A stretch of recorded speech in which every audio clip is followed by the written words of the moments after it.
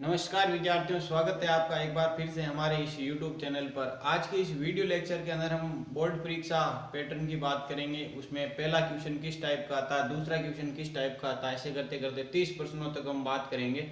तो आज के इस वीडियो लेक्चर में केवल फर्स्ट क्वेश्चन की, कल सेकंड क्वेश्चन की, इस प्रकार से हम 30 प्रश्नों की बातें करेंगे और उसके मोस्ट कौन कौन से क्वेश्चन बनते हैं उनका भी हम अध्ययन करेंगे। तो आप इन वीडियो को जरूर देखें ताकि आपको इन बोर्ड परीक्षा से इनका विशेष फायदा मिल सके। तो अब देखिए कि यहाँ मैं इसके लिए फर्स्ट क्वेश्चन लेके आया हूँ कि यदि फलन f कोई फलन है q से q में परिभाषित है तो उसका fx क्या है, उस फंक्शन की परिभाषा वो क्या है, fx is equal to x square है। तो उसका f इनवर्स 25 की वैल्यू हमारे को बतानी है। तो इसका सॉल्यूशन हम करेंगे, f इनवर्स 25 की वैल्यू निकालनी है। तो दिया क्या गया इसके अंदर कि एक फंक्शन है, कौन सा फंक्शन है, f फंक्शन है, कहाँ से कहाँ बिलोंग करता है, q से q में। q क्या होता है, एक परिमेय संख्याओं का समुच्चय होता है, परिमेय संख्या से परिमेय संख्या के बीच में है। तो अब हमारा इसमें fx क्या है, fx यानी फंक्शन क्या है, एक्स स्क्वायर दे रखा है। निकालना क्या है, f इनवर्स 25 की वैल्यू। तो मैं मान लेता हूं कि f इनवर्स 25 की जो वैल्यू आएगी वो कितनी आएगी, x आएगी, मान लिया मैंने।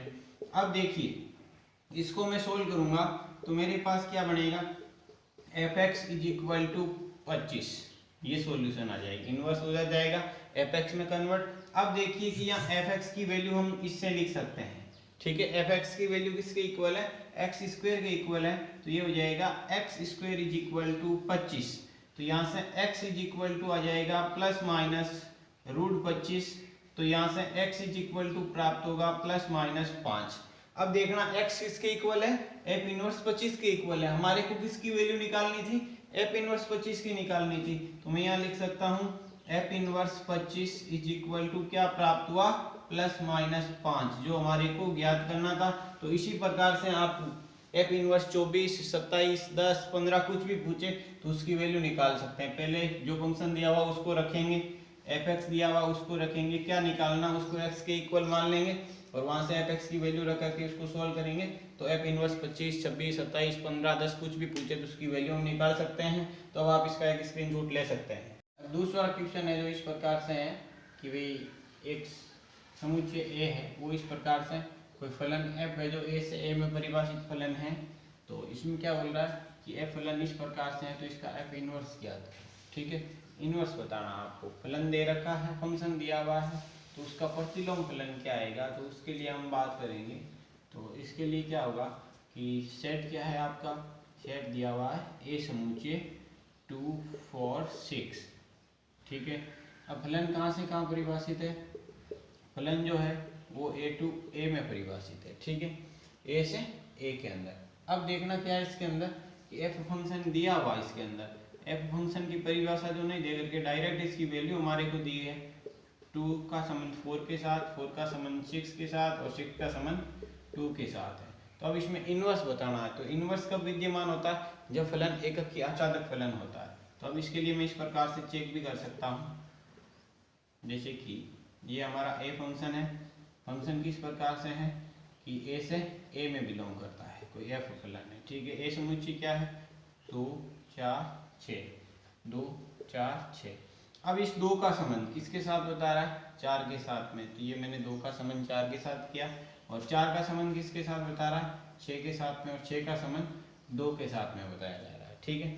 तो देखिए प्रत्येक का एक एक इमेज मिल रहा है। तो ये एकक की फलन है, इधर कोई एलिमेंट नहीं छूट रहा है, यानी जो सह प्रांत है वो परिसर के इक्वल है। तो फलन क्या हो जाएगा आपका, आच्छादक फलन हो जाएगा। तो यहाँ लिखेंगे अतः f एकक की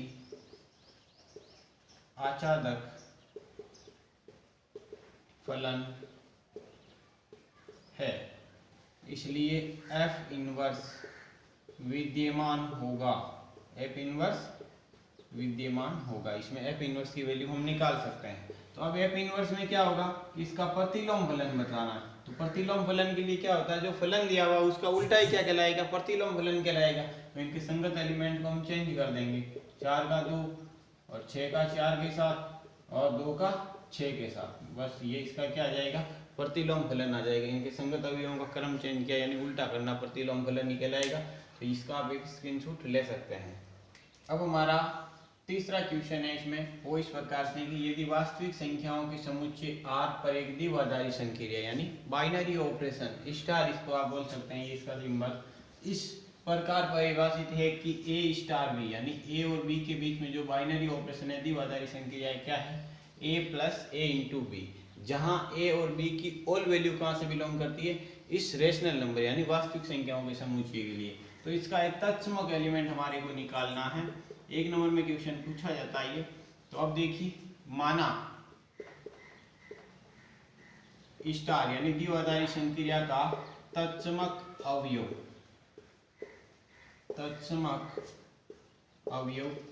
E है, तो तत्समक की परिभाषा से इसकी डेफिनेशन से हम इसको क्या लिखेंगे, मैंने मान लिया कि भाई द्विआधारी जो संक्रिया है उसका तत्समक अवयव क्या है, स्मॉल ई है। तो तत्समक की जो परिभाषा होती है उससे हम इसको क्या लिखेंगे, A star E is equal to A, या आप ये भी लिख सकते हो E star A is equal to A, यानी चाहे लेफ्ट हैंड लो चाहे राइट हैंड लो, दोनों की वैल्यू है जो बिल्कुल इक्वल आएगी। तो हम इसको लेके चलते हैं A star E is equal to A. हमारा टारगेट क्या है, ई की वैल्यू निकालना। ई क्या होगा, तत्समक अवयव होगा, ठीक है। तो अब देखिए कि यहाँ इसका हम डिफाइन किस प्रकार से करेंगे कि A star B is equal to, तो क्या है, ए प्लस ए बी है, ठीक है। अब क्या करना है, ए स्टार ई लेना, ए स्टार बी की जगह क्या लेना, ए स्टार ई लेना है। तो क्या लिखेंगे, बी की जगह जहाँ इस फंक्शन में बी है संक्रिया के अंदर, उसमें हम क्या पुट कर देंगे, ई पुट कर देंगे। तो ए का ए प्लस ए का ए और बी की जगह ई रखा और ये हो गया ए। तो यहाँ से क्या आ जाएगा, ए इज इक्वल टू 0, जहाँ ए तो हमारा क्या होगा, नॉट इक्वल टू 0, क्योंकि संक्रिया में दिया हुआ है, और ई का मान है वो क्या आएगा, 0 आएगा, क्योंकि इसका गुणनफल किसके इक्वल है, 0 के इक्वल है। यदि ए 0 नहीं है तो किसको 0 होना पड़ेगा, एक ई को होना पड़ेगा। तो ई क्या है, तत्समक अवयव है, तत्समक अवयव का मान कितना आ गया, 0 आ गया। तो अब आप इसका एक स्क्रीनशॉट ले सकते हैं। अब हमारा चौथा क्वेश्चन है वो इस प्रकार से है कि यदि कोई एक फंक्शन है fx, वो उसका परिभाषित क्या है कि 8x क्यूब है, ठीक है, और दूसरा फंक्शन है g ऑफ x, उसकी वैल्यू है x की पावर 1/3 हो, तो इसमें f ऑफ g का मान ज्ञात करना, f of g of x।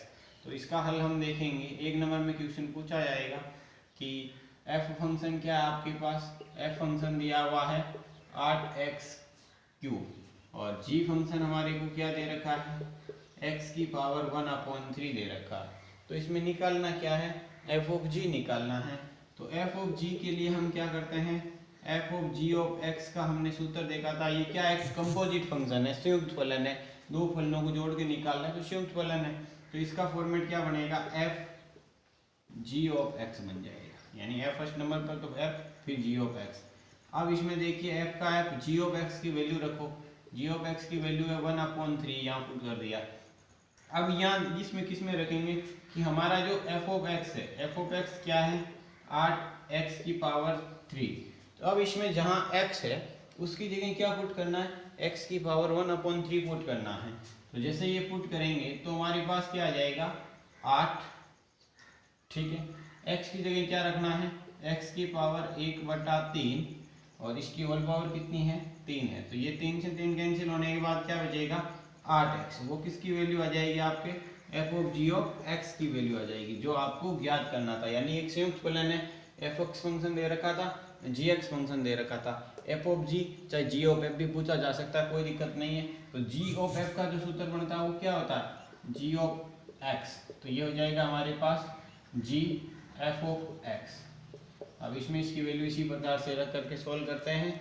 fx दिया हुआ, g ऑफ x दिया हुआ, f ऑफ g यानी कंपोजिट फंक्शन से फलन निकालना, जिसको ओपन किया इस फॉर्मूले से, और ये हमारे पास gx की वैल्यू रखी, और ये f ऑफ x है। अब x की जगह क्या रखना था, x की पावर 1/3 रखना, और रखते ही सोल्व करते ही हमारा f ऑफ g की वैल्यू आ गई। अब आप इसका एक स्क्रीनशॉट ले सकते हैं। अब हमारा जो पांचवा क्वेश्चन है वो क्या है कि समुच्चय दिया हुआ, एक सेट दे रखा हमारे को, ये इस प्रकार का 0 1 2 3 पर एक संक्रिया यानी प्लस की संक्रिया बतानी है के लिए संयोजन सारणी बनानी है, जोड़ने की एक संयोजन सारणी बनानी है। तो अब देखिए कि संयोजन सारणी का भी एक क्वेश्चन आपसे पूछा जाता है, और उसमें अलग अलग ऑपरेशन से मिल सकते हैं। जैसे यहाँ मैंने केवल प्लस का दिया है, इस प्लस की जगह +2 +3 +4 भी हो सकता है। तो अब देखिए इसका सॉल्यूशन हम किस प्रकार से करते हैं।